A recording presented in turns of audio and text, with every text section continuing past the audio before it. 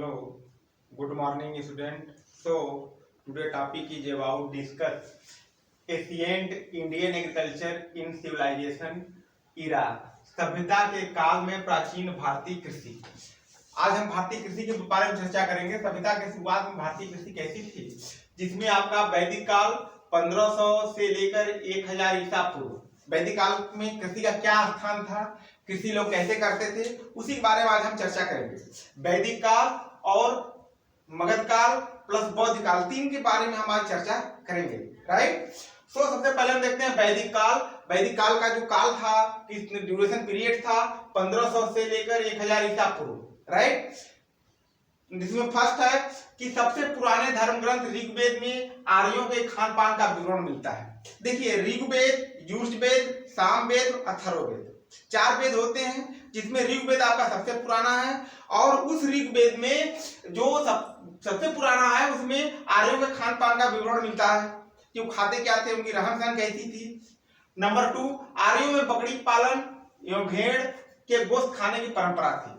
जो आर्य लोग थे वो भेड़ और बकरी के मांस को खाया करते थे।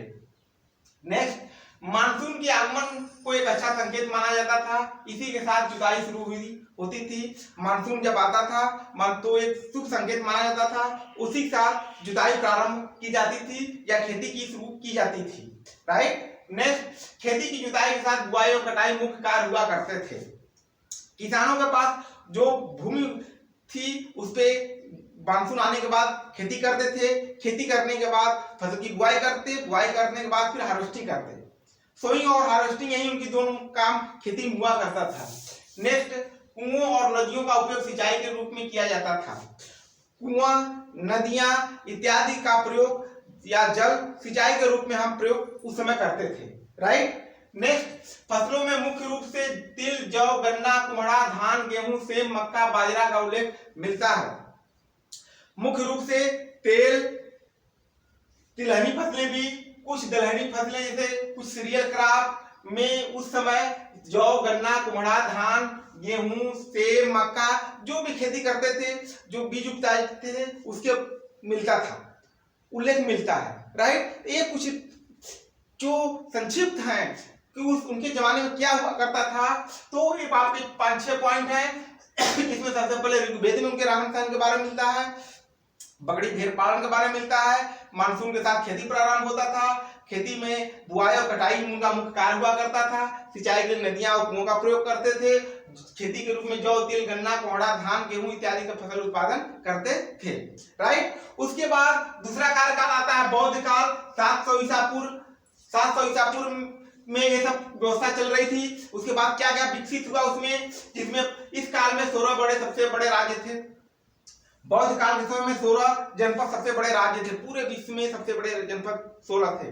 ग्रामीण अर्थव्यवस्था किसानों पर आधारित हुआ करती थी। जो ग्रामीण अर्थव्यवस्था थी, जो खेती करने वाले थे, उन्हीं के ऊपर व्यवस्था आधारित थी, क्योंकि उस समय लेन देन में वस्तुओं का ही आदान प्रदान होता था, रुपया पैसा बहुत कम चलता था। इसलिए वस्तु के बदले ही, श्रम के बदले ही वस्तु को प्रयोग किया जाता था। श्रम के बदले धान, गेहूं, ज्वार, मक्का, खाने पीने की सामान परंपरा देने की परंपरा थी। नेक्स्ट है, किसानों का राजा के साथ सीधा संपर्क हुआ, कोई जमींदार नहीं थे। किसान जो थे राजा से डायरेक्ट संपर्क करते थे, बीच में कोई मीडिएटर नहीं बैठता था या जमींदार नहीं हुआ करते थे। ये अपनी खेती करते थे और किसानों खेती करने के बाद किसान डायरेक्ट राजा को देते थे। तीसरा है चारागाह एवं कृषि की भूमियां गांव के आसपास थी। चारागाह एवं कृषि की भूमि गांव के आसपास हुआ करती थी, जिसमें पशुओं को लोग चराते थे और पशुपालन करते थे। नेक्स्ट, कृषि एक मुख्य विषय के साथ पशुपालन की उन्नति हुई। कृषि एक मुख्य विषय था, उसी के साथ साथ पशुपालन का भी लोग पशुपालन भी करते थे, जिसमें गाय, भैंस, भेड़, बकरी इत्यादि का पालन शुरू हुआ था। राइट। ये तो रहे मुख्य जो बौद्ध काल में थे कि उस समय 16 बड़े राज्य थे और ग्रामीण अर्थव्यवस्था किसानों पर आधारित थी। किसानों का राजा से डायरेक्ट संपर्क हुआ करता था। चारागाह के लिए कृषि की भूमि गांव के आसपास हुआ करती थी और कृषि एवं पशुपालन का मुख्य व्यवसाय था। राइट। अब हम मगध काल के बारे में देखते हैं। मगध काल में क्या विकास हुआ, मगध काल के बारे में चर्चा करते हैं। देखिए, दानों, सब्जियों, फलों, फूलों की खेती के साथ बीजों को रखने की व्यवस्था की गई। मगध काल में सबसे बड़ी उसका प्लस पॉइंट एक ही है कि मगध काल में जो हम खेती करते थे उसके सीड को स्टोर करके रखते थे, रखना शुरू कर दिए अगले साल की बुआई के लिए। चाहे जो भी हम खेती करते थे उसमें थोड़ा सा बचा के अगले साल के लिए रखना शुरू कर दिए। ये सबसे बड़ी उनकी पहचान हुआ करती थी। नेक्स्ट है कीड़े एवं बीमारियों पर नियंत्रण किए गए। उस समय जो रोग लगते थे या कीड़े बीमारियां महामारियां फैलती थी उसको कंट्रोल करने के लिए विभिन्न साधनों का उपयोग किया जाने लगा। तीसरा है गाय भैंस बकरी भेड़ पालन प्रचलित था उस समय। गाय भैंस भेड़ बकरी इत्यादि को लोग पालना शुरू कर दिए थे। गायों से भैंसों से दूध का यूज करते थे, बैलों से खेती करते थे, बकरी भेड़ पालते थे। मतलब कहने का तात्पर्य है कि पशुपालन की बड़ी अच्छी व्यवस्था हुआ करती थी। खेती के साथ पशुपालन भी लोग किया करते थे।